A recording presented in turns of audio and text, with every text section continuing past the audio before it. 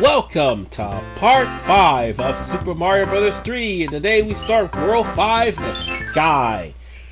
Now, World 5 is actually one of my favorite levels because of the theme that you heard in the background, but not to mention because there's a lot of places that you can get the Tanuki suit in, and it's really awesome. Also, there is the thing that there are separate paths in World 5. Well, at least on the ground level. This is one of those stages that actually has a separate path. But also, this is the stage that introduced nippers. Nippers can be annoying. And they are prevalent in World 7. Not many things can kill it, except for a tail swipe from the Tanuki or Raccoon Leaf or a Fire Flower. But you can't really stomp on nippers because they're just like piranha plants. Anyway, now welcome to World 5-2, and this is where most of my deaths take place because I do the wrong... Well, I make the same mistake over and over again. That's what I'm trying to say. But as I was going into this, I should mention that there's a separate path here too. And the separate path... Oh, by the way, that was not really promising. And I ended up running into a piranha plant. But as I was saying, the separate path actually is on the musical notes, or should I say the whistle notes. And I think it would be best to use an ice block to keep yourself from being hit. And by the way, the monsters that we run into are pushers. No, that's pretty much what they're called. These guys can be rather annoying, especially in World 6, well, World 6-5 to be honest, when you're trying to at least push an ice block to get past the level. But once you get past the pushers, it's no problem. Although I'm not gonna get another 5 up or 2 up anytime soon because of the sorry. I can't articulate right now. Sorry, I'm not enraged. I just stutter for a little bit. But nonetheless, because of what I did, I managed to score 320, and that means card game, because it's in the multiples of 80,000. I do believe we almost got this card game completed, and I just need to find a couple of things. But nonetheless, folks, this Toad House will start supplying Tanuki suits. So, it would be in your best interest to actually game over here, because you could get endless supply of Tanuki suits if you constantly game over, or, if you're playing the All-Stars version, restart the level.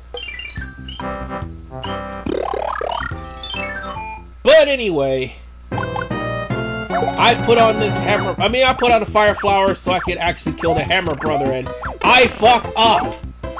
I fucked up royally. Are you serious? Never mind. The fact that I'm going through Hammer Brothers is just utterly ridiculous. Okay, that's the first one. And that's the second one. Dead. With them gone, I'm trying to find me some sort of power-up, but with them gone, at least I get a P-Wing out of this. Yeah, having a P-Wing is a good thing. Having many of them is even better. So, it's time for us to go to World 5-3, and World 5-3 is my favorite level in this world because it is the introduction to the Kuribo Shoe. Something that was actually elaborated on back in World 3. And I need to correct something when I said World 3 was supposed to actually be where the Kuribo Shoe made its debut. No, it's here. And as you can see, it stops on bombs. It stops on Spinies. It can even stop on piranha plants, especially red nippers too. Red nippers are a pain in the behind later on in the game. But that's alright. We're almost done here. We just gotta be careful not to lose the shoe. Because actually, if you take the Kuribo shoe to the end of the stage, it's a 1-up. Okay, that was really stupid of me to run into that. Oh! Oh, that's close. I didn't want to fall into Red Nippers, because the Red Nippers will actually make you lose your power-up and eventually kill you. Making a certain world, in World 7, a pain in the behind. Sorry, voice break there. Alright, we got another Hammer Brother to kill, so let's kill him. Ah, damn it! And I got killed by a hammer. Oh, excuse me. I have to go through these guys. In order to get to the castle, I have to. Because, I don't know, for some reason when you go near a pipe, it won't let you go any further down. So you're kind of going to have to go around here. And, well, there's absolutely no power-up item here, so let's get the box. And we got a star. Oh, Starman. And now, it's time for... Well, before we go to the castle, the fortress, we have to get ourselves some lives, hopefully. That is, if the game will allow me to do it. I mean, it allowed me off screen in the last part. Oh well. Now it's time for the first fortress of World 5.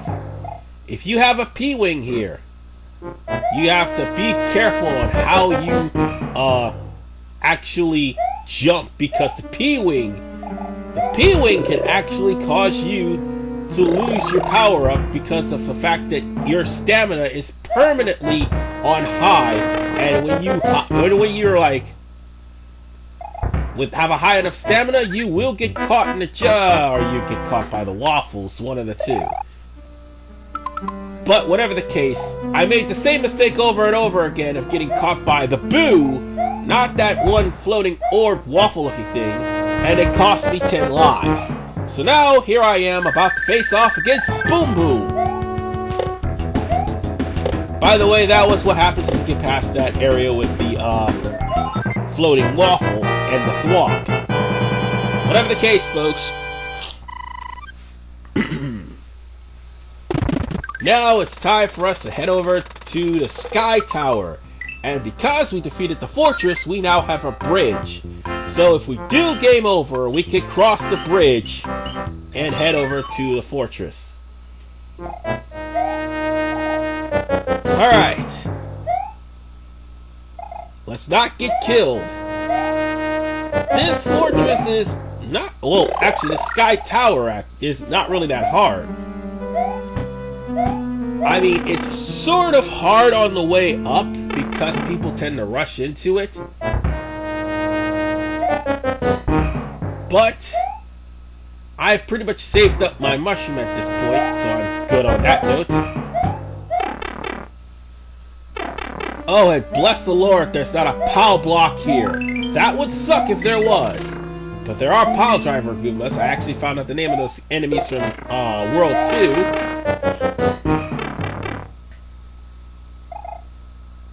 So, let's just try to get through the top. Oh god, I fell into the pit of spikes. And this pit of spikes right here actually asks for a leap of faith. Meaning a running jump. If you didn't have enough momentum, of course you're going to fall into spikes. But now we're at the end of this tower. Here's the funny thing though. My coin count is at 11. And I'm about to be at the multiples of 10. And once I get here, I got the coin ship. Now I can easily go through the rest of the stage. I could go and get the coin ship eventually. Or at least that's what I thought. However, the game crashed right before I could do that. Well, see you guys in the next part, when I go and finish World 5. This is RPMan985. See you guys next time.